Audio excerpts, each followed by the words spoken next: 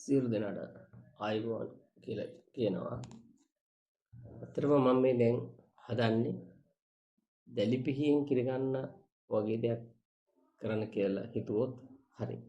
ඒකට හේතුව තමයි අපිට අපේ රටේ නීතිය පිළිබඳව තියෙන ප්‍රශ්න කතා කරන්න බිය වෙච්ච සමාජයක් තියෙනවා. මොකද ඒක අනිත් පැත්තට අත්අඩංගුවට ගන්න පුළුවන් නීතියට අපහාස කරා කියලා.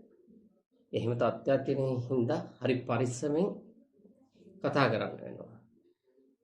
ඇත්තටම බැලුවොත් දෙන්නම් පරිස්සම් වෙන්න දෙයක්වත් ඇත්තෙත් නැහැ. මොකද ඒ තරම් නොවිය යුතු දේවල් ගොඩක් වෙලා තියෙනවා.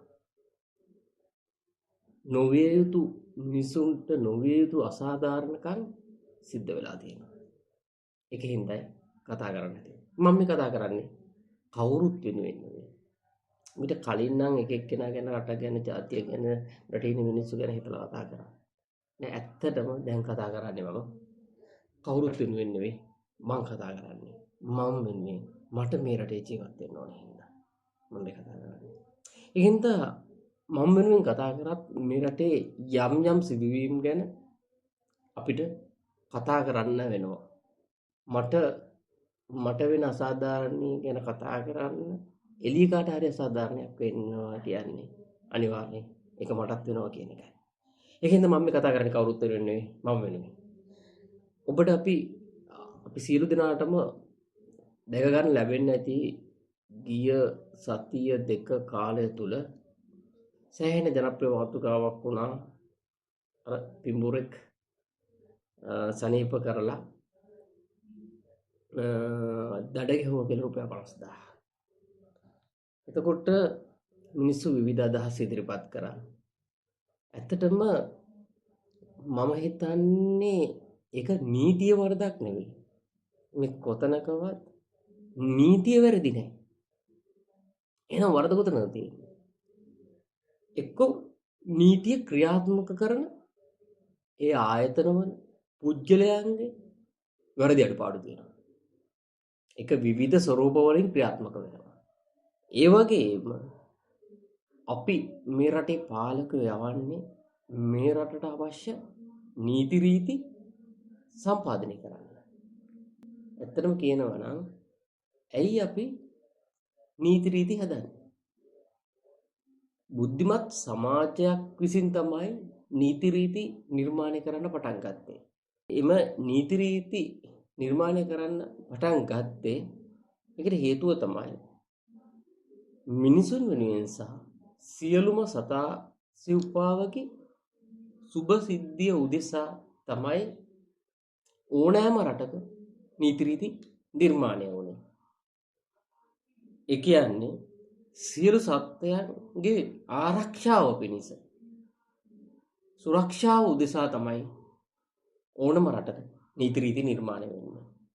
එතකොට ඔබට මට ඉතාමත් පැහැදිලි තුවාල වෙලා ඉන්න පෙබුරේ සනීප කරලා ඔහුට දඩමුදලක් ගෙවන්න උනා කියන එක මේ රට නීති නිර්මාණය කරපු පුද්ගලයන්ගේ තියෙන අඩුපාඩුවක් කියන එක ඔබට මනමින් පේනවා ඇති. ඒකට හේතුව තමයි එහෙනම් මේ නීති රීති හදනකොට ඒ වගේ කාර්යභාරය කරන මිනිසුන් ආරක්ෂා කරන්න තමයි වැඩ කටයුතු කරන්න ඕන. ඒ කියන්නේ පැහැදිලිවම දැන් මේ තීන්දුවත් එක්ක ඇත්තරම කිසියම් සතෙක් අනතුරටපත් වෙලා ඉන්නවා නම් අපිට බෑ ඔහුව ගෙනල්ලා අපි දන්න දෙයක් තුළ ප්‍රතිකර්මයක් කරලා අපිට බෑ ඔහුව ආරක්ෂා කරලා දෙන්න.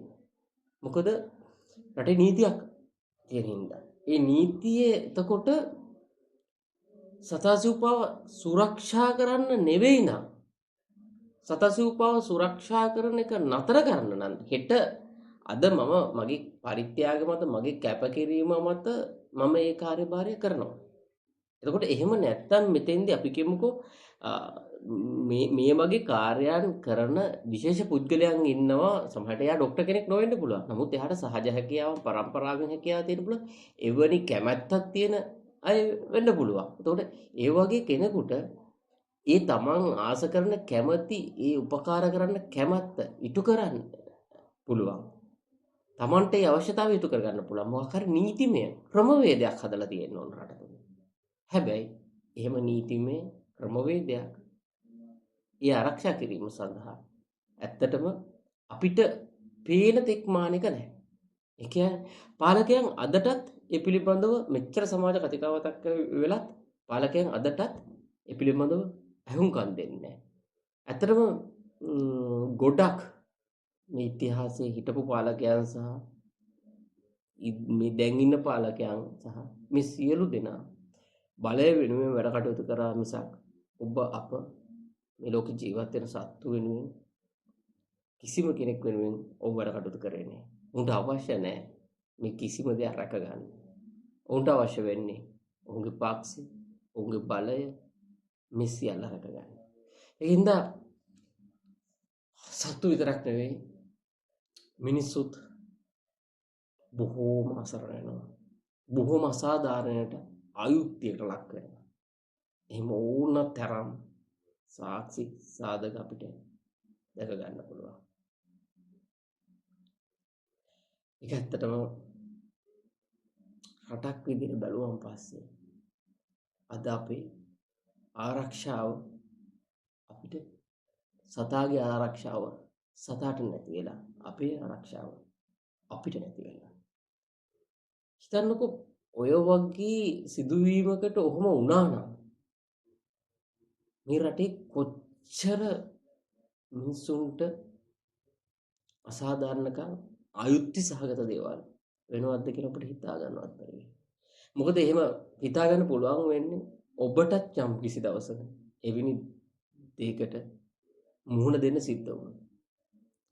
මේ රටේ ගොඩක් දේවල් නිර්මාණය වෙලා තියෙන්නේ මිනිසු පීඩාවටපත් කරන්න, මිනිසු දුකටපත් කරන්න, මිනිසුන්ට සතුටින් ඉන්න තියෙන ජීවිතය හිමි කරන්න තමයි අපි වගේ රටවල් වල ගොඩක් දේවල් නිර්මාණය කරලා තියෙන්නේ. නිර්මාණ ඒවා හදන්න, ඒවා නිවැරදි කරන්න මේ කිසිම පාලකයෙකුට උවමනාවක් නැහැ.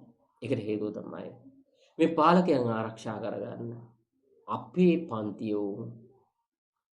පන්තියෝ විවිධ පිළවලට බෙදලා ගහ ගන්නවා, මරා ගන්නවා. එහෙනම් මේකත් අපිට වෙනස් කරගන්න බැරි දැනට වෙන්නේ.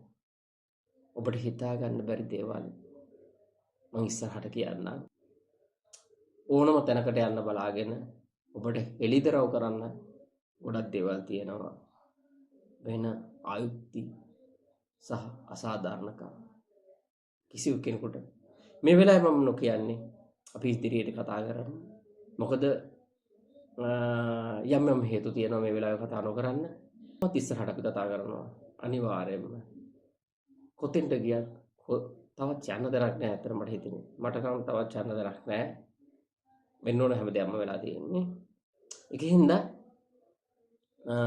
මම මේ කතා කරන්නේ මම හින්දා තවත් බොහෝ පිරිසක් දුක් විඳිනවා නම් එහෙම මම වරදක් නොකර මට දුක් විඳින්න සිද්ධ වෙලා තියෙනවා නම් මම හින්දා තව පිරිසකට දුක් විඳින්න වෙලා තියෙනවා නම් මම කරපු වරදක් නැතුව වරදක් නොකර මම කියන්නේ ගොඩක් දේවල් අහිමි වෙලා තියෙනවා නම් මොකද්ද යුක්තිය, මොකද්ද සාධාරණය?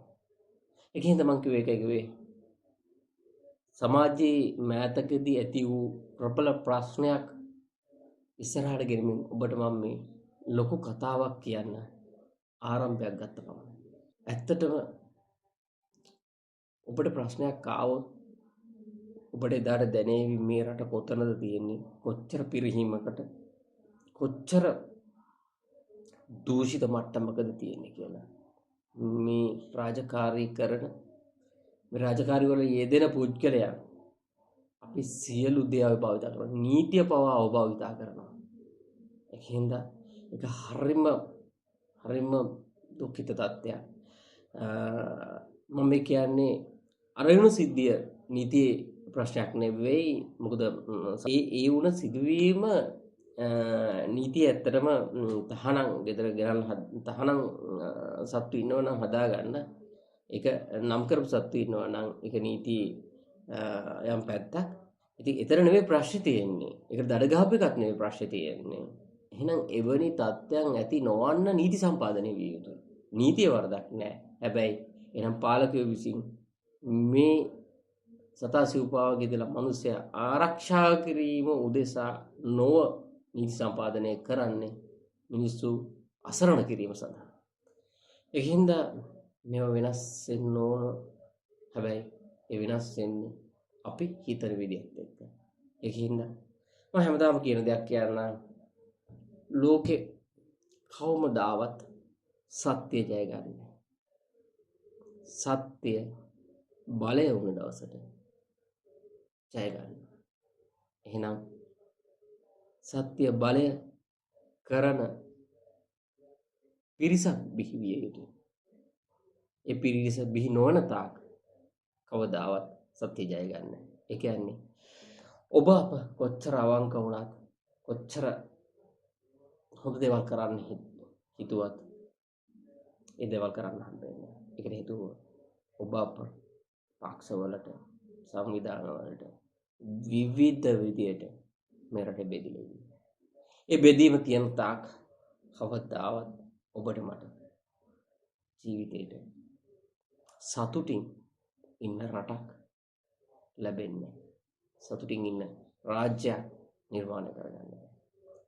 වහල් භාවය තුල අපිට හැමදාම තියෙන දුක් විඳින්න පමණයි. ඒක තමයි අපි ඉස්සරහට කතා කරන්නේ.